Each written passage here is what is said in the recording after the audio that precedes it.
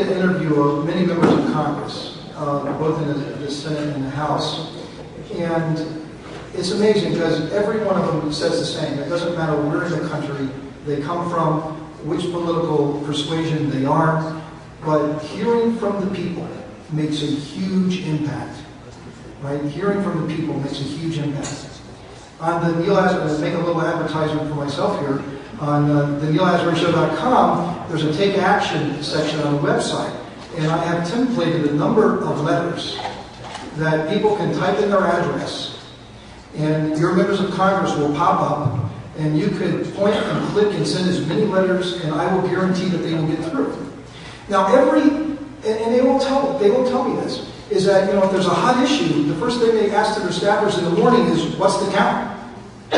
Who's for and who's against?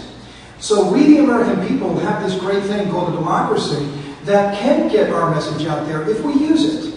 And I'm showing, this is one tool here that's out there. But if you have a chance to go to Washington, it's just to go, to get into the Rayburn or the Cannon or any of the buildings that are on the Senate or the House side. It's so easy. It's amazing. You just walk in there, the minimal security, and you got these long hallways and all the flags, and you just knock on the doors. You don't knock on them. You just walk in there and say, I want to see a member. Okay, what do you want to talk about? Well, the member's not here. But then, okay, then you see a staffer, and sometimes that's better. And you say what you want to say. And I have a really hoot doing that because it's really fun to do. So, I think that the only way that we can influence these decisions is to use the greatest tool we have, and that is our democracy. And what is the democracy? It's votes, and it's your voices. And if you're not, if we're just going to sit around and come out. I got so frustrated, I came back and I produced my own radio show. Fortunately, I was able to sell it to a syndicator, so now it's pretty cool. But I got so frustrated that the message of the American entrepreneur wasn't getting out to the mainstream media, so I figured I had to do it myself. And so now I'm talking to everyone in Washington, and they're knocking their doors down to talk to me. So it can get done. It can be done. And it's fascinating to see what the little people like me can get done. And the other thing I just want to say is that Florida is a really incredible state. And I mean, as a testament to you, probably everyone in this room knows, but I should emphasize, is that nearly 7% of the exports of the state of Florida are done by small businesses. And the national average is only 30%. So Florida is just got a great story to tell on Capitol Hill and what Florida's doing. The other thing is District Export Council. I'm the chair here in the state of Florida. I know we have several members of the council here, right? We created something in Florida a few years ago called Export University.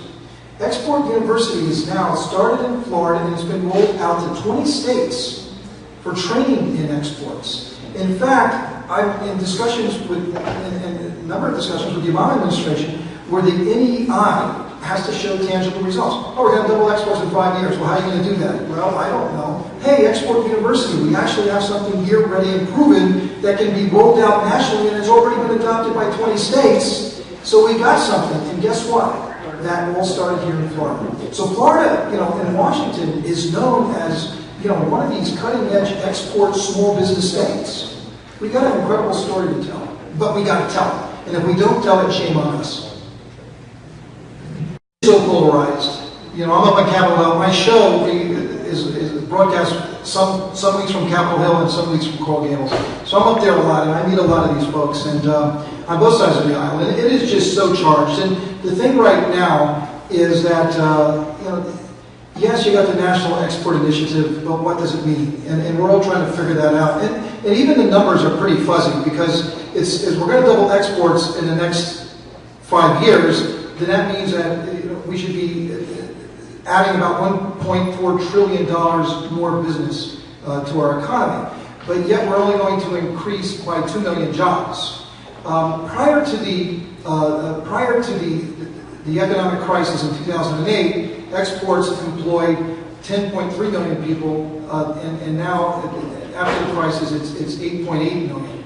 So basically what they're saying is they're going back to the 2008 levels and increasing jobs by just 500,000, yet we're doubling our exports. So, this stuff isn't tying together, okay? So nobody really knows what it means. I'm an exporter, I don't know what it means, but what I think it means is that it's a way of growing government even more. Okay? Because the emphasis isn't put on the American entrepreneur, those small businesses. It is making the government bigger to try to support them. Quite honestly, that's not what we need. We need these barriers and manipulations and distortions that prevent me from exporting to so many countries in the world. It's the structural issues that they should be focusing on. It's what do we do about China? You know, all of this tough talk. And a couple of weeks ago, it was time for the Treasury Secretary to say, China, you are a currency manipulator. And they backed off. So all of this tough talk, and yes, we're going to protect the American exporter, and then the one very important issue that would show that there was a real change of attitude, they back off. So yeah, we got to get these 3 agreements done. But boy, that is just such a tip of the iceberg. What we need is so much bigger than that. And what I'm afraid of is the whole concept of free trade agreements is stuck in the sand.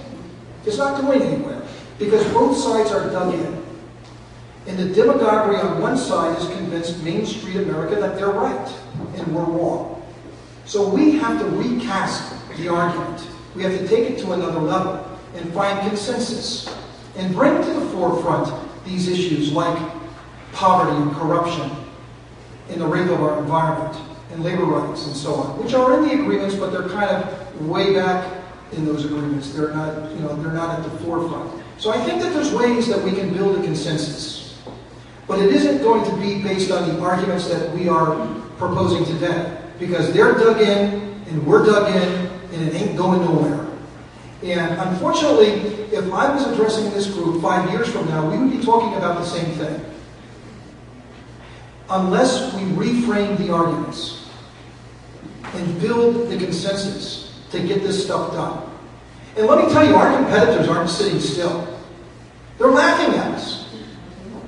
Our competitors from Beijing to Berlin are standing on their chairs and cheering at what's happening inside the American Congress. Because it's more business for them and less for us. So we better get our act together.